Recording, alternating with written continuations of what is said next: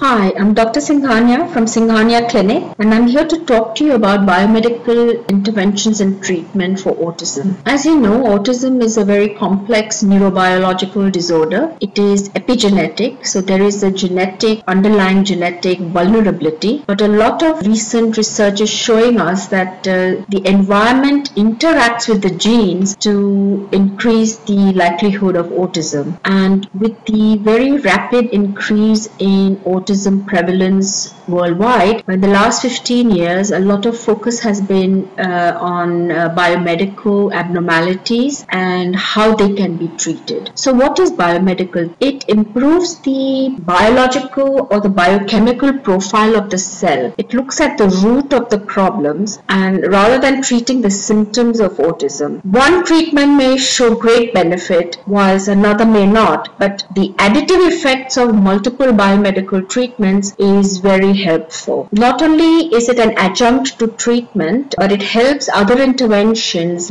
because it improves brain function and it makes it easier for children to learn. Now, I would like to divide biomedical intervention into 4 sections. One is nutrition, where you clean up the diet, you add supplements, and you have specific diets like gluten-free, casein-free diets. The second part is toxins. We know that these children have difficulty with detoxification or cleaning up their system of poisons and things like pesticides or heavy metals. So the important thing is to clean up the environment, remove all these heavy metals and plastics and other toxins. And if the child cannot remove them from its body, then we may need to do chelation. Allergies, it's known that any form of allergy, whether it's the IgE type or the delayed onset IgG type, or what is known as food sensitivity, can cause increased inflammation and thus increase the symptoms of autism. So it's important to identify the allergens, remove them, and treat the inflammation. And finally, there is cellular support. Now, we know that mitochondrial problems occur in almost 20% of children with autism. Mitochondria are the battery which provides energy to the cells. So helping mitochondrial supporting mitochondria, brain cells, and other barriers like the blood-brain barrier and the gastrointestinal or the stomach barrier.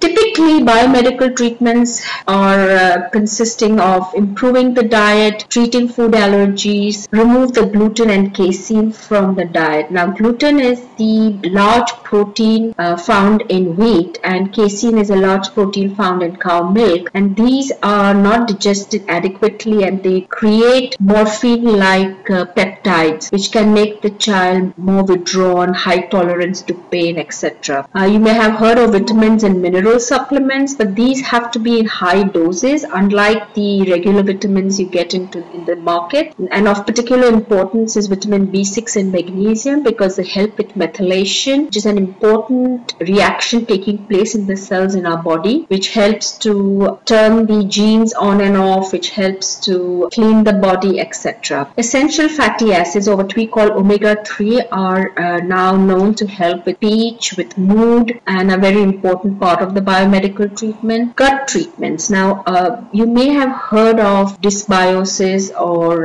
that there are holes in the intestine which allow things to enter the blood from the intestines rather than acting as a barrier. So there are holes in the barrier lining the gut, and this needs to be treated. Many times this dysbiosis is because of vitamin deficiencies, because of fungal infections, too many antibiotics, when normal bacteria are not adequately present. Then there are others like amino acids, melatonin, thyroid supplements, sulfation, glutathione, which is a very detoxifying agent, chelation, immune system regulation. So let's talk of food. Food is very important because this gives the genes bricks or blocks to create things. So the genes use food to repair the body, to build the body for development. So what we put into our mouth affects our whole system, and it's very important to have organic food, which is devoid of pesticides. It's very important to have fresh vegetables and fruits, and if a child not eat these kind of foods, then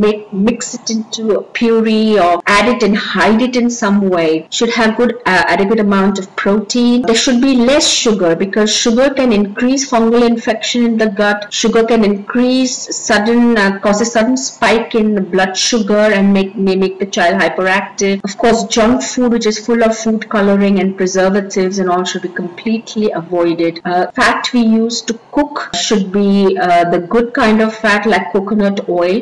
Food allergies are well known in children with autism, and these can damage the gut lining, and so removal of these is an important part of treatment. Vitamins and minerals, we've talked about it, and of course they're available in vegetable, fruits and other sources, but because these vitamins and minerals form coenzymes, they help to get the enzyme reactions going in the body. They are very important for all the essential reactions to take place in the body. They act as catalysts and coenzymes, and sometimes by giving them in high doses, these children can actually reverse some of the effects of autism. So vitamins and mineral supplements form an important part of the treatment. It's important to give juices. Fresh vegetable fruit juice is a rich source of these vitamins. Calcium supplements are essential because we are taking out of the child's diet. If you're seeking help, please book an appointment at Singhania Clinic by calling 04-4298-498 or email us at reception@singhaniaclinic.ae. We are located at Dubai Healthcare City. Thank you for watching.